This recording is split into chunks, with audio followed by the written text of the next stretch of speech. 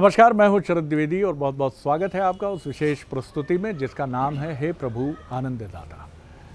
और लगातार सनातन परंपरा रूपी समुद्र में गोते लगाने का क्रम निरंतर और अनवरत जारी है और असंख्य मोती हैं, सीपियां हैं, माणक हैं, रत्न हैं, चिंतन रूपी जो हमें मिलते हैं। आज इस एपिसोड में हम बात कर रहे हैं कठोपनिषद के कुछ प्रसंग हम चुनने की कोशिश करेंगे। जैसा जिन लोगों को थोड़ा सा इसके बारे में बताना आवश्यक है उनको मैं बता दूं कि कठोपनिषद की ये जो यम नचिकेता संवाद की श्रृंखला है, इसका आरंभ इस रूप में होता है कि नचिकेता के पिता एक यज्ञ करते हैं, विश्वामित्र यज्ञ, और उसमें वो कुछ बूढ़ी और रुग्ण गायों को ब्राह्मणों को दान में देते हैं। और उसी दौरान जिस भी भाव से नचिकेता अपने पिता से पूछते हैं, वो पूछते हैं कि आप मुझे किसे दान देंगे। शायद अपने पुत्र के भावों को पहचान जाते हैं पिता कि ये गायों को और जिस सक्षमता के साथ गायों को दिया जाना था ब्राह्मणों को, ये नहीं दिया जा रहा है, इसलिए ये थोड़ा कटाक्ष रूपी प्रश्न मुझसे किया जा रहा है। तो पिता जिस भी मनोभाव में रहे हो, रुष्ट होकर कहते हैं कि तुझे तो मैं यम को दान दूंगा। अब चूंकि ये बात यज्ञ में कही गई थी तो फलीभूत होना इसका अवश्यंभावी माना जाता है। तो इस घटनाक्रम के 3 दिन बाद यम के द्वार पहुंचते हैं नचिकेता और एक बहुत ही अद्भुत विचार श्रृंखला का आरंभ होता है। क्योंकि कुछ जटिल प्रश्नों की तरफ जब नचिकेता आते हैं तो यम कहते हैं तुम दुनिया का पूरा वैभव मुझसे मांग लो, लेकिन क्या परब्रह्म है, क्या है आत्मा, किस तरह से जागृत होती है, कैसे आगे बढ़ती है, ये विषय तुम्हारे जैसे बालक के लिए अनुकूल नहीं है, उचित नहीं है, बहुत जटिल है। लेकिन नचिकेता अडिग रहते हैं और यम प्रसन्न होकर यमराज उनको उनका ज्ञान भी देते हैं। तो आज उसी कड़ी में हम बात करेंगे कुछ प्रमुख विषयों, चिंतन के कुछ प्रमुख विषयों की। और सबसे पहले इसकी जो श्रृंखला की हम आरंभ शुरुआत करने जा रहे हैं वो विषय हमारा है कि आखिर जिस तरह से यम ने संवाद के दौरान कहा कि ओंकार की ध्वनि ब्रह्म को जानने में, यानी ईश्वर को, परम तत्व को समझने में बहुत महत्वपूर्ण है। तो ओम हमारे लिए सनातन परंपरा में बड़ा महत्वपूर्ण है। और हमारे साथ हैं प्रोफेसर सुरेंद्र बिहारी गोस्वामी और उनके साथ हम अब तक गोते लगाते आए हैं, आगे भी लगाते रहेंगे, जो मानस मर्मज्ञ और भगवत गीता के अध्येता हैं। प्रणाम करता हूँ आपको। तो यम नचिकेता संवाद पहले भी आपके साथ हम स्पर्श करके आगे बढ़ गए हैं। आज विमर्श के कुछ बिंदुओं को वहाँ से उठाने की कोशिश है। ओंकार, ओम, किस तरह देखते हैं आप? आज आपने बड़ी गूढ़ता का प्रश्न जो है जी, और वेदांती बिल्कुल जी, मीमांसा के साथ प्रारंभ किया है जी। मैं खो गया था उन चर्चाओं में जहाँ मैं देख रहा था कि एक परम दानवीर पिता बैठे हो, परम दान, जिन्होंने असंख्य गौओं को दान दिया हुआ है, और वो जो है विश्वाजित यज्ञ कर रहे हैं और वो परमदानी है जी। लेकिन वो गायों को अधिक दान देने के अपने अहंकार और अभिमान में जी कुछ कमजोर और बिना दूध देने वाली गायें भी दान में देते हैं। तो कहते हैं श्रेष्ठ पिता का श्रेष्ठ पुत्र होता है। वो अपने पिता को रोकते हैं, हाँ। पिताजी ऐसा आप ना करें। हाँ। तो पिता को पुत्र के द्वारा टोकना ये भी एक अवज्ञा का मूल कारण माना जाता है।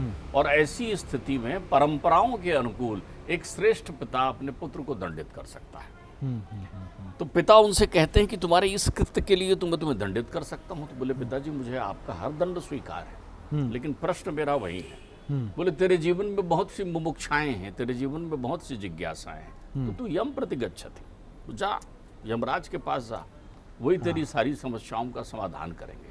क्योंकि तू तो धर्मराज की तरह प्रश्न पूछ रहा है ना। वाह, वाह। तो वो जब धर्मराज के यहाँ पहुंचते हैं तो धर्मराज वहां होते नहीं है, होते नहीं है। 3 दिन 3 नहीं 30 दिन तक वो उनकी प्रतीक्षा करते हैं।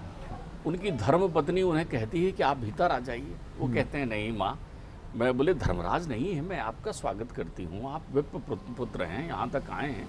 वो कहते हैं नहीं, जब धर्मराज आ जाएंगे तभी मैं प्रवेश करूँगा। तो वो धर्मराज की ड्योढ़ी पर बैठे हुए धर्मराज की प्रतीक्षा करते हैं। उनकी इस धैर्यता से धर्मराज प्रसन्न होते हैं और उन्हें कहते हैं कि आप मुझसे पूछिए क्या पूछना चाहते जी। हो। तब वहां से सामवेद का स्वर उभरता है, जैसे छांदोग्य उपनिषद में भी व्याख्या की गई। जी जी। छांदोग्य उपनिषद में ओंकार की व्याख्या छांदोग्य उपनिषद में है। जी। छांदोग्य उपनिषद कहता है ओंकार ही वो उद्गीत है जिसे यज्ञ का उद्गाता गाता है। ओंकार ही वो गीत है जहाँ आकार उकार मकार तीनों तत्व वहाँ विद्यमान रहते हैं। ओंकार ही वो गीत है जो निराकार को साकार करता है। ओंकार ही वो गीत है जो तेरे अंतर चित्त के मन के व्यथित स्वरूप को, जिस अन्न को ग्रहण करके प्राण तत्व तू निर्माण करता है, उस प्राण तत्व को ब्रह्मनिष्ठ करने का कार्य ओंकार करता है। ओंकार ही वो तत्व है जो आत्मा का वो स्वरूप शाब्दिक रूप से व्यक्त करता है। तो ओंकार उद्गीत है। ओंकार गाया जाता है, गाया जाता है। अकार उकार मकार जो 3 शब्द हैं, ये देवी भागवत के अनुसार उद्भव स्थित कारिणी, क्लेश हारिणी, संहार कारिणी है। अच्छा। वाह। ये उद्भव का प्रतीक है, संस्थापन का प्रतीक है, पालनहार का प्रतीक है और संहार के प्रतीक है। ये ब्रह्मा विष्णु और महेश त्रिगुणात्मक शक्ति के प्रतीक। क्या बात है, वाह। ओंकार निराकार को स्वरूप देते हैं। जी। ओंकार में नाद ब्रह्म है, जो बिंदु लगाते हैं वो नाद ब्रह्म है। उसी नाद ब्रह्म से परमात्मा के स्वरूप को संभाषित करते हैं। तो परमात्मा जब अप्रकट थे तब ध्वनि हुई। ये वही ध्वनि है जो पद्म कमल से प्रकट होने के बाद ब्रह्मा ने सुनी थी, और उसके साथ तपह तपह ओम तपह का स्वर आया था। तप करो और ओम आया था। उस ओंकार के ध्यान मात्र से ब्रह्मा ने संपूर्ण सृष्टि की संस्थापना कर दी थी। उस ओंकार का ही प्रभाव है। जब वो अनंत शिव एक विराट लिंग के रूप में प्रकट हुए अग्नि की तरह, तो उसके शरण लेकर के विष्णु ने अधतल की ओर प्रस्थान किया और ब्रह्मा ने ऊर्ध्वतल की ओर हंस बनकर प्रस्थान किया।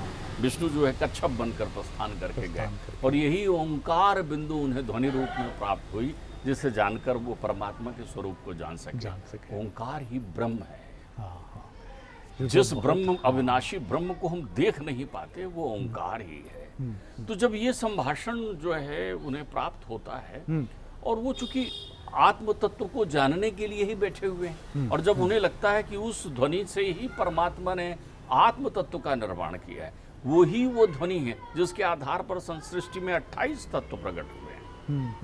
पंच महाभूत उससे प्रकट हुए। पंच महाभूत की तन्मात्राएं शब्द स्पर्श रूप रस गंध ओंकार से ही प्रकट हुए हैं। 5 ज्ञानेंद्रियां प्रकट हुई है, 5 कर्मेंद्रियां प्रकट हुई है उससे, मन बुद्धि चित्त और अहंकार उससे प्रकट हुआ है। और उन्हीं प्रक्रियाओं से क्षतिजल पावक गगन समीरा, ये सारी सृष्टियां आई है। उन्हीं प्रक्रियाओं से अहंकार में विग्रह उत्पन्न होकर वैकारिक तेजस और तामस, ये 3 प्रक्रियाएं उत्पन्न हुई है, जिस तामस से सृष्टि का निर्माण हुआ है। त्रिगुण बने हैं उन्हीं प्रक्रियाओं से। तो इन 28 तत्वों की संरचना उस ओंकार के महज एक नाद से हुई है। तो ओंकार, इसीलिए आपने देखा होगा तुलसी ने विप्र के रूप में वंदना करवाते हुए अपने रामायण में ओंकारेश्वर महाकाल में उस विप्र की वंदना बताई है, जहाँ पर शिव प्रकट होकर के क्रोध करते हैं, तो उन्हें शांत करने के लिए वो विप्र जो है वो प्रार्थना करते हैं, निरंकारम ओंकार मूलम स्वरूपम। ये निरंकार से ओंकार हो गए। तो ओंकार जो है जागृत स्वरूप की वही प्रक्रियाएं हैं। कठोपनिषद के इस प्रक्रिया में जब उन्हें वो स्वर्ग सिद्धि की विधा देना चाहते हैं, वो कहते हैं तुम तो इतने भक्त हो, वो अत्यंत प्रसन्न होते हैं। वो कहते हैं आओ मैं तुम्हें आज स्वर्गाग्नि की वो विद्या प्रदान करता हूँ जिसे प्राप्त करके तुम संपूर्ण जीवन अक्षुण्ण रूप से स्वर्ग का भोग करोगे। वो कहते हैं कि प्रभु ये तो बताइए फिर क्या स्वर्ग से मेरा पथभ्रष्ट नहीं होऊंगा मैं? स्वर्ग भी तो एक भोग है। भोग है। क्या बात है, ध्यान रखिएगा, स्वर्ग एक भोग है नचिकेता जी को। जी वाह। क्योंकि जब भोग की अवधि पूरी होगी, फलश्रुति है ना, ये कर्म के आधार पर आपको मिलते हैं। विविध लोक की आप यात्राएं करते हैं, ये भोग है। जैसे संसार में जितने लोग भी भोग में रहते हैं, भर्तरी कहते हैं ना, भोगा न भुगता वह में भुगता।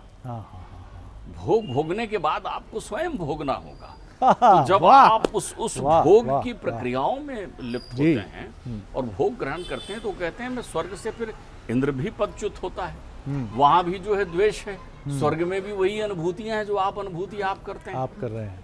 संसार की सारी वहाँ द्वेष है, जलन है, प्रतिस्पर्धा है, क्या नहीं है स्वर्ग में।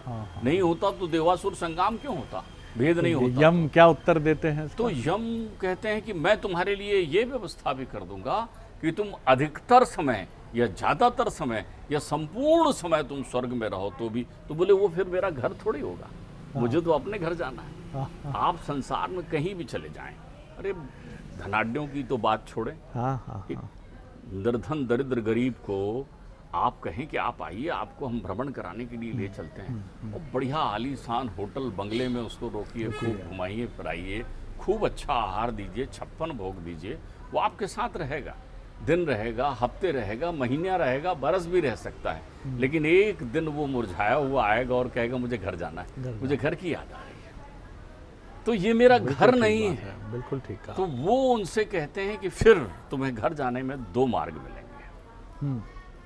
तुम्हारे घर जाने के लिए 2 मार्ग मिलेंगे। फिर संसार के ध्यान रखिएगा, नचिकेता एक माध्यम है। नचिकेता के माध्यम से कठोपनिषद जो है, कट से इसकी शुरुआत हुई, इसलिए इसका नाम कट शब्द से हुई, तो कठोपनिषद कह दिया गया है। जी जी जी। तो कठोपनिषद में नचिकेता एक माध्यम है। इस माध्यम से हमारे ऋषि जो हैं वो मीमांसा कर रहे हैं मनुष्य की, और मनुष्य की मीमांसा कर रहे हैं कल्याण के लिए। क्योंकि वो पूछने ही गए हैं कि आखिर मनुष्य का कल्याण किसमें नहीं थे, अपने घर जाने में। तो कहाँ से जाओगे घर? ओंकार में बैठकर। तो ओंकार में कौन बैठेगा? वही जो ओंकार का अंश है, आत्मा बैठेगा। तो आत्मा ओंकार में बैठकर कौन से पथ से जाएगी? तो वो 2 रास्ते बताते हैं जीवन के, एक प्रिय मार्ग बताते हैं, एक श्रेय मार्ग बताते हैं। वो कहते हैं श्रेयश्च प्रेयश्च मनुष्य में तस्तो संपरित्या विविनक्त धीरा श्रेयो ही प्रेयो अभिप्रेशो वृणीते प्रियो मंदो योग क्षेमाद वृणीते। वो कहते हैं रास्ते 2 हैं, एक प्रिय का मार्ग है जो विषयों से सुंदर है, एक ऐसी सड़क जिसमें चारों तरफ खुशबू ही खुशबू है, एक सुंदरतम सड़क दिखने वाली जिसमें वैभवता की सारी प्रक्रियाएं, प्रिय मार्ग, भोग का मार्ग है, भोग का मार्ग, और श्रेय मार्ग योग का मार्ग है। श्रेय मार्ग, योग कौन सा? श्रेय का अर्थ ही होता है, श्रेय अर्थात कल्याण। तो किसका कल्याण? आत्म कल्याण के लिए जिस मार्ग से चलो वो कंटकीला हो सकता है। जिस सुंदर मार्ग से आप प्रवेश कर रहे हैं वो किसी खाई में गिर सकता है, कुएं में गिर सकता है आगे जाकर, जहां सर्प हैं, विषधर हैं, जल नहीं है, आपके प्राण संकट में रहेंगे। तो जो लोग प्रिय मार्ग से चलते हैं वो स्वर्ग तक पहुंच सकते हैं। यज्ञ करें, अनुष्ठान करें, भौतिक संसाधनों का दान करें। नचिकेता का उत्तर रहता है कि लेकिन जो लोग प्रेय से करेंगे वो कल्याण का अर्थ ही होता है। कल्याण का चरम क्या है? मुक्ति। कल्याण का चरम क्या है? मुक्ति। तो जो मनुष्य मुक्त होना चाहता है वो श्रेय मार्ग से चले, और क्या गाता हुआ चले, उद्गीत क्या करे? ओंकार का उच्चारण करता चले।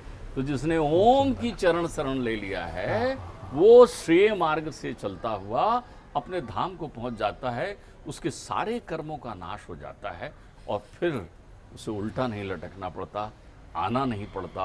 वो एक ऐसे धाम में होता है जहां वो स्वयं परमात्मा में समाहित होता है। बहुत बहुत सुंदर बात आपने कही है, बहुत ही सुंदर बात आपने कही है कि, और जाहिर तौर पर निश्चित रूप से नचिकेता ने जो मार्ग चुना होगा वो ओंकार रूपी वाहन पे सवार होकर उन्होंने जो मार्ग चुना वो श्रेय मार्ग है, वो प्रेय मार्ग नहीं है।